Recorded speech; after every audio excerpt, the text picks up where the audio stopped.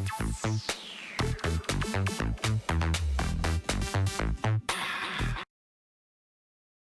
everybody, it's your man Lex, and I'm here to tell you today about the benefits of studio organization and how important it is to making your time as an artist a lot more productive and efficient, and in the quickest and most efficient means necessary.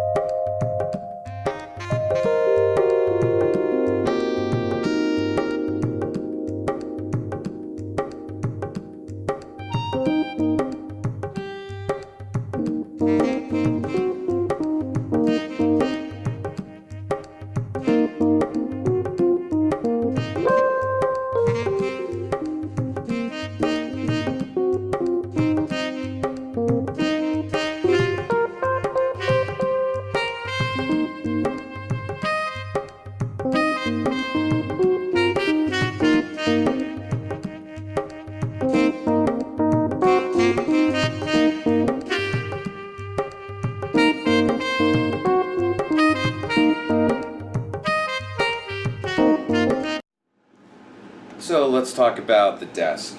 It's important to have a designated space in your apartment or your house where you work, something that's not completely collapsible. You can have additional TV tables for the immediacy of the project that you're working on, if you have to have your palette on a different table or whatnot. It's very important also to categorize your photo reference, have different folders for different projects.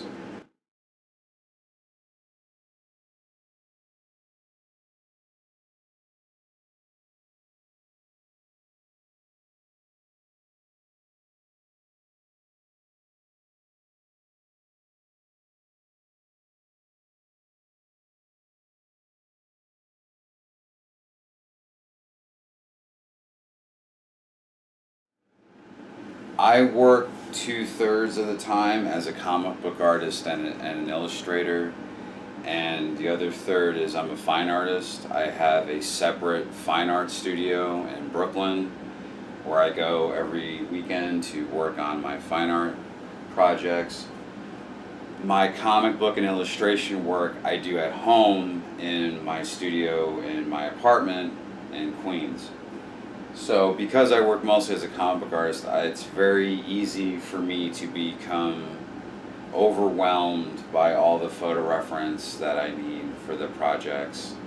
And if I don't stay tidy and stay fixing everything, stay throwing things out when I'm done with them, it just becomes piles of crap, and then you're just swimming in it. So what I would recommend is that once a week you tidy up. You just make it a meditation. You find a designated place for everything. This is the top of my desk right now. I have a new lamp that works pretty well over my desk. It gives me good lighting. This is my designated top area of my desk. I try to keep this clear. I have a few things here that I need frequently, so I keep them there for easy access. Underneath my desk is a shelf here. I took my old Nano Vapor pre-workout container, converted that into a utility container just by cutting the top off it. I recycled this can of tomatoes, did the same thing. I got my Bristol boards for when I'm drawing my comic, paper towel for when I'm painting, and just different things here. Now, what's really important in my studio space is I have two bookshelves. If you notice, I have one tall one to the right and a shorter one to the left. Now, as I go towards the shelf, this is all the stuff that I'm presently working on and presently reading. I got my photo reference, I have different books I'm looking at. These are different pages and different stages of completion. And this shelf is more reading material and photo reference. And then I have another shelf over here where I keep trade paperbacks, comics, and bodybuilding encyclopedias, things of that sort. Also, my how-to draw books like DC, Will Eisner, How to Draw the Marvel Way, so on and so forth. That's this shelf. Now, the ideas that I'm expressing in this video work whether you're a fine artist, a comic book artist, an illustrator, or anyone working at home on any type of craft or project that you want to get off the ground. Now, to help me further illustrate this point, I have brought along my friend Beta Jack. Beta Jack, he's your average guy, comes home after a 12-hour workday, but loves to draw. He's your average comics fan. He loves to draw. He's got a lot of big plans, a lot of big ideas, but once he starts thinking about what goes into it, he gets a bit discouraged. He starts thinking about how he has to routinely trade his time for money, how the hours tick by during the day at the 3 or 4 jobs that he has to work to make ends meet, and how he'd really much rather just be spending his time drawing. He loves to draw superheroes and horror comics and all types of comics, but he's got rent.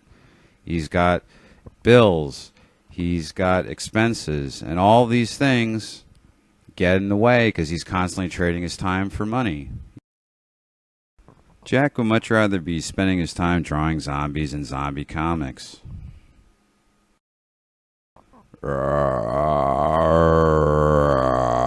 And if you look behind me here, you'll notice a vision board. Anyone who's seen that amazing documentary on Netflix, The Secret, already knows what this is.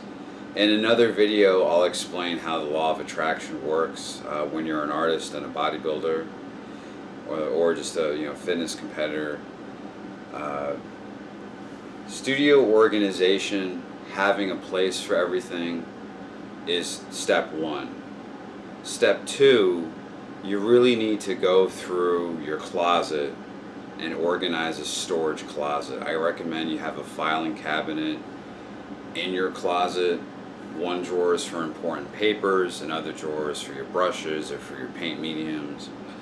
Some guys actually have a drawer filled with folders, and each folder is animal reference, people reference, celebrity reference, environment reference, background, so on and so forth. Having a designated place for everything, it's not about OCD. It's about, you're the guy who works a 10-12 hour day, and you come home, you're tired, you're beat up, you're emotionally and spiritually drained, and you just want to draw. When you finally get the time of day and the chance to draw, you just want to do it. And when you sit down, it's nice to be able to find your stuff and to be able to work on it. So step 1 is the organization. Step 2 is the storage closet.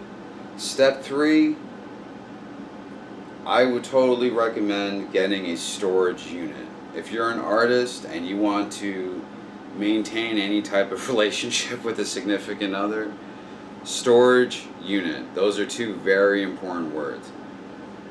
When something's done, when you finish a painting, which takes up a bit of space, you want to get that out of your apartment. You want to get that out. If you're someone that you've got a lot of props that you work with, like I have swords and costumes and Wolverine replica claws and Captain America shield, and different things for different projects, but I don't need them around me all the time. Those are the types of things you want to keep in a storage unit. Things like your papers, your pencils, your paints, a few blank canvases, those are things you should keep in your storage closet. You come home from work, boom, it's there. Stuff that you would need for a special project, you want to keep that in the storage unit. A finished painting, you want to keep that in the storage unit. And I recommend you use one of those big box places that's corporate, because they have insurance, they're reliable, they're temperature controlled. If something was to happen there, you have some sort of recourse besides just keeping it at your mom's house. So I recommend you organize your studio space, find a place for everything. 2, go through a storage closet. See what you can keep in there as much as possible. 3, storage unit.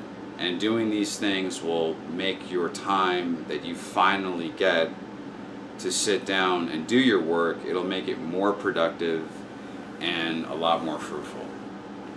So I hope this video was helpful to you. I hope it helped to streamline how to organize yourself, your life, and then make your artwork more productive, or whatever hobby it is that you're trying to make more productive, or a side hustle that you're trying to make take off. So don't forget to like and subscribe, and follow me for motivation and tips. And until next time, let's keep it positive and keep it moving.